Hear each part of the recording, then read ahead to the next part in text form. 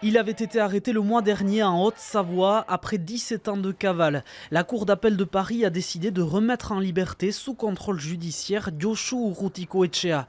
L'ancien chef de l'ETA avait été placé en détention provisoire, mais il a fait appel de ses décisions. Aujourd'hui, les magistrats ont accepté sa demande contre l'avis du procureur général.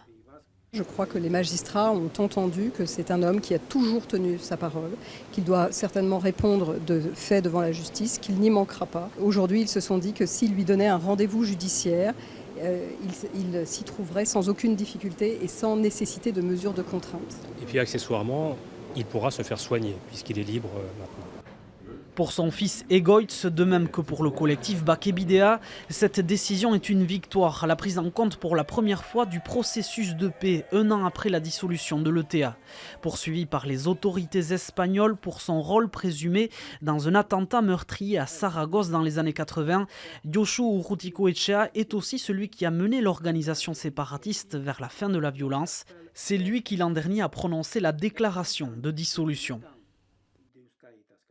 Aujourd'hui, Diochou sera libéré. C'est une grande nouvelle pour le processus de paix, une grande nouvelle pour la société basque, mais il faut que ça aille au-delà. Il faut qu'on construise le retour des prisonniers et des exilés, qu'on arrive à répondre aux attentes de toutes les victimes et de toutes les souffrances de ce territoire. Diochou Urrutikoetxea aura interdiction de quitter le territoire français et devra se présenter une fois par semaine dans un commissariat parisien.